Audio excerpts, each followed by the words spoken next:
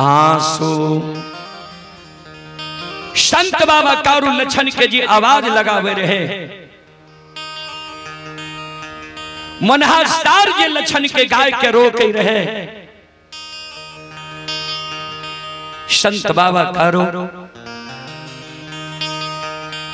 मनहा सार के नजदीक लछन के नजदीक दौड़ल आवे छे।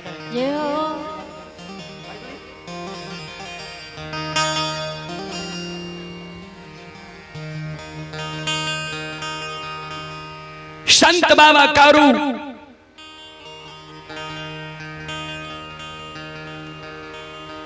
मनहासार और लछन लगा आवे छे। लछन के कहल के तू अन्याय कह देली रे भाई,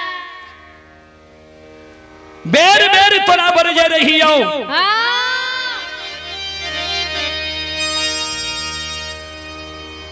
तू हमर बात नहीं मान ली।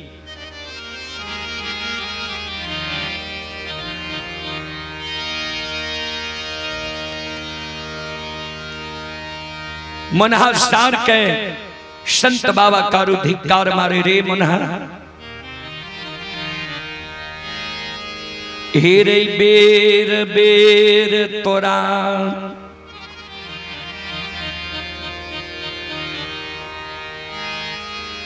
बरे जके कुसे स्वर स्थान गेलियो रहे। बनहा हमर एको गो बात तू नहीं मान ली।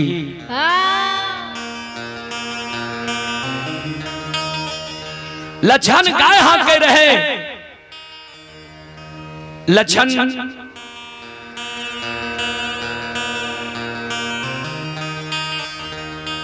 तू गाय के नहीं घोरेली। मनहासार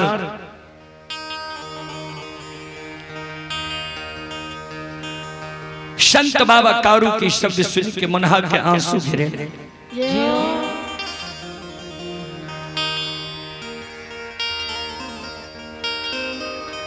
गाय जा घुरावई रही लछन,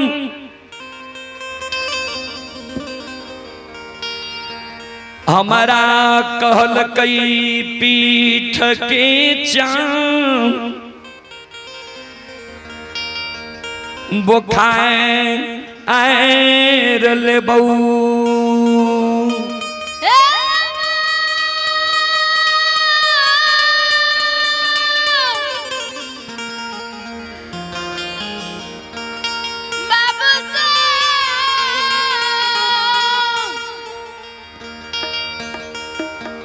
आवाज दो में बेस था।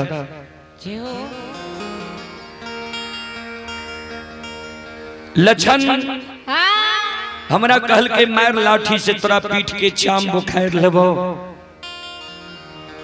गाय जे नहीं घोरे लिए तो तू हमरा मरम के मार मारे छो। मनहासार नदी तिलयुगा के ओर भागा आल जा रहली है। जे आब ए दुनिया में हम बैठ के की करबे। जी हो आए हमरा मरम के मार जे कारू बाबा मारे छे। आब ए दुनिया में हम बैठ के की करबे। जी हो संत शिरोमणि ध्रुवदा बंधु माँ बहन बाबू भैया सब संत बाबा कारू लछन के कहे लछन मनहा के घुरा। लछन कहे हमरा से मनहासार नहीं घुरता।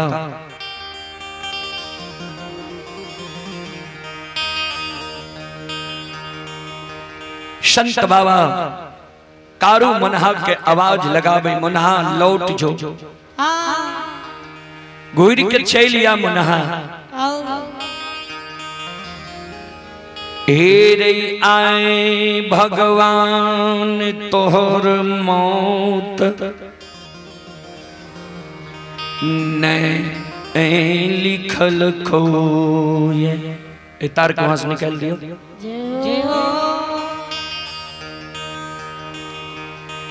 मनहार